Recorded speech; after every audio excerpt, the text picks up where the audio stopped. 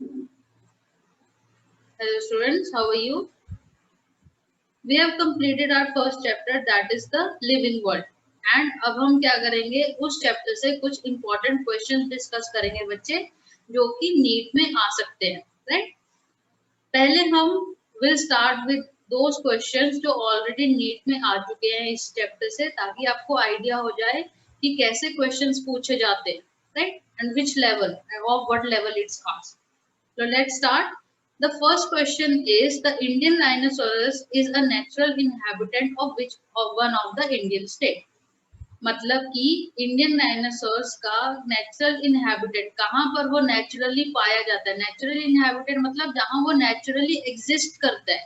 ठीक है, एक किसी ऑर्गेनिज्म को या किसी एनिमल को, मान लो कि टाइगर है, टाइगर को बंगाल टाइगर है, बंगाल टाइगर को अगर आप यहाँ पर नॉर्थ में ले आओगे तो ये मतलब नहीं है कि वो नेचुरल उसका घर हो गया. नेचुरल इनहेबिटेंट जहाँ वो नेचुरली मिलता है, राइट, जहाँ वो पैदा हुआ है नेचुरली, जहाँ पर उसकी अकरिंग है. So the options are Uttarakhand, B Uttar Pradesh, C Himachal Pradesh and D Assam. So the correct answer is Assam बच्चे, राइट? असम के शिवसागर डिस्ट्रिक्ट के अंदर, शिवसागर डिस्ट्रिक्ट के अंदर अभी भी like you can approximately 2500 live dinosaurs आपको मिल जाएंगे, you can see, right? But earlier ऐसा नहीं था. earlier अगर हम देखें, अगर हम मैप के अकॉर्डिंग देखें, इंडिया के मैप के अकॉर्डिंग, तो earlier it used to find in all the Indo-Gigantic plain. यहाँ पर सारे इंडो गैंगेटिक प्लेन है, जो सारी जगह ये मिलते थे पहले, राइट? जिसके अंदर क्या क्या आता है, इट कवर्स म्यांमार ऑल्सो, जिसके अंदर पाकिस्तान भी आता है, इंडिया, लाइक, राइट, इंडिया का ऊपर about north eastern part, then Myanmar,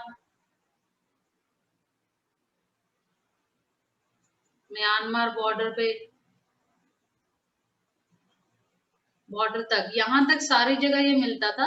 लेकिन उसके बाद क्या, ड्यू टू हंटिंग ये यहाँ से क्या होते जाए, एक्सटिंक्ट होते गए. एंड नाउ इंडियन राइनोसोरस जो है, it is an endangered species बच्चे. This is also an important question. Why it is an endangered species? Because इनके स्पीशीज इतने ज्यादा घट गए हैं कि they are on the verge of extinction. अगर इनकी स्पीशीज बचाई नहीं गई तो जल्द ही ये क्या हो जाएंगे, एक्सटिंक्ट हो जाएंगे, राइट? Because of hunting. यहाँ पहले यहाँ भी मिलते थे इस प्लेन में भी, लेकिन हंटिंग की वजह से, और दूसरा, पहला उसका रीजन था कि हंटिंग, और दूसरा था यहाँ पर इनको प्रॉपर हैबिटेट नहीं मिला. इसी वजह से यहाँ पर जितने भी डायनासोर्स थे वो क्या हो गए, एक्सटिंक्ट हो गए, right? So the correct option is option D, right? Then let's go to next question.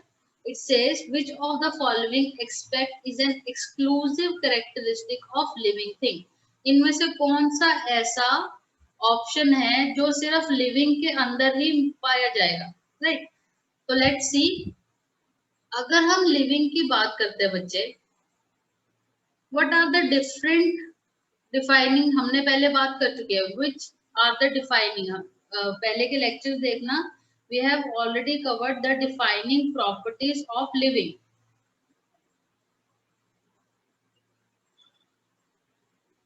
Remember? और उस डिफाइनिंग प्रॉपर्टी में major one are metabolism,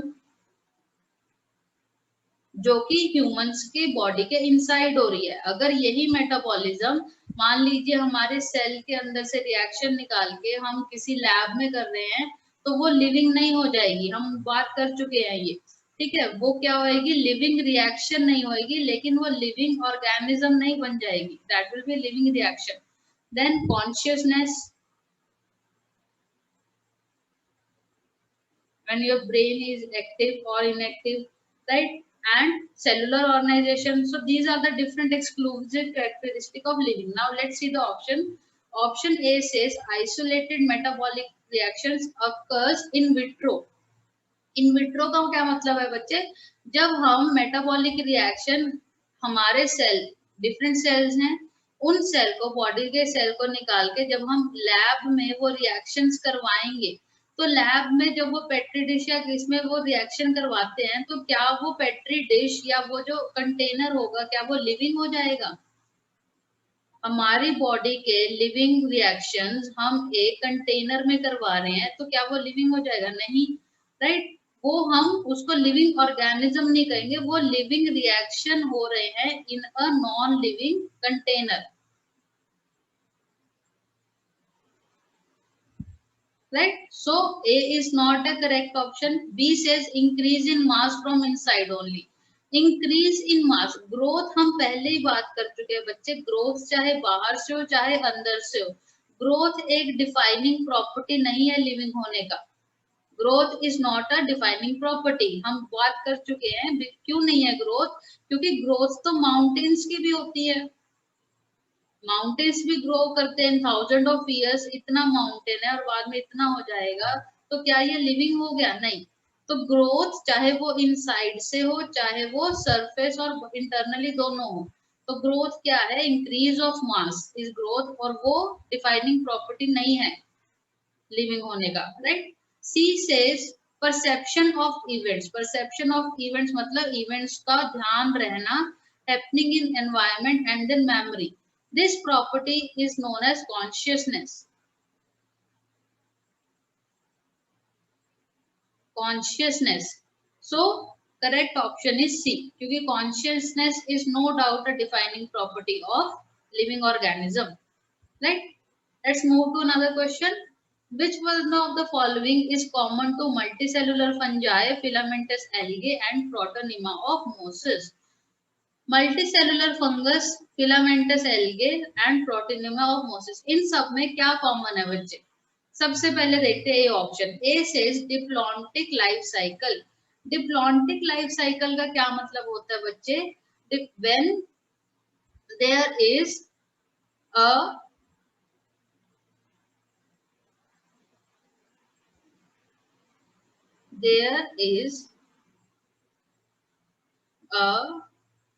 dominance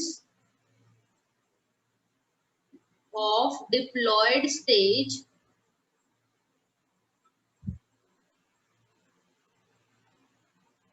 in life cycle of an organism.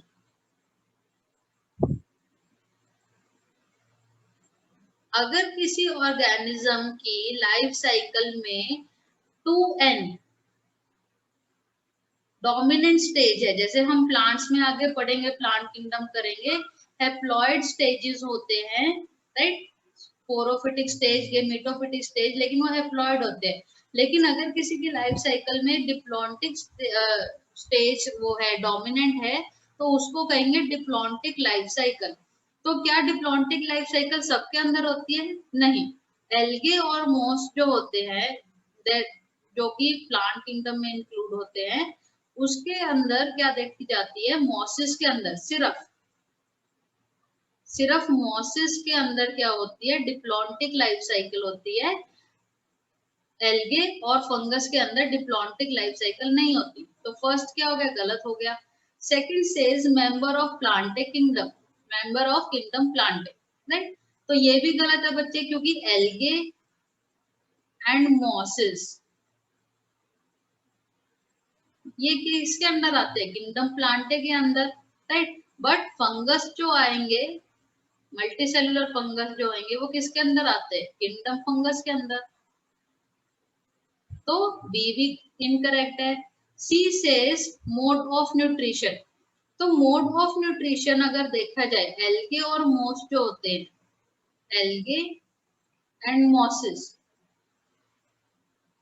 वो क्या होते हैं? ऑटोट्रॉफिक होते हैं। बट फंगस जो होते हैं वो क्या होते हैं? हेट्रोट्रॉफिक होते हैं, वो दूसरों पे डिपेंड होते हैं फॉर फूड। तो सी भी क्या है? गलत है। D option says multiplication by fragmentation, ये करेक्ट ऑप्शन है, बिकॉज जो भी ये मल्टीप्लाई करेंगे बच्चे, दे ऑल शो, इन सबके अंदर क्या दिखता है? Multiplication by fragmentation, this is the common factor, right. Fragmentation क्या होती है बच्चे? Fragmentation is a mode of asexual reproduction, right. और इसमें क्या होता है, एसेक्सुअल रिप्रोडक्शन में क्या है, जो बॉडी के अंदर फ्रेगमेंट्स हैं, मान लीजिए ये फ्रेगमेंट्स हैं, तो ये क्या हो जाएंगे, ये डिवाइड हो जाएंगे। और अगर मान लीजिए ये एक फ्रेगमेंट टूट के बाहर आ गया, तो फिर ये एक नया ऑर्गेनिज्म बना देगा, बिल्कुल से, राइट। सो ये एक कॉमन फैक्टर है जो इन तीनों के अंदर देखा जाता है। डिप्लॉन्टिक लाइफ साइकिल किसके अंदर, सिर्फ मॉस के अंदर होएगी।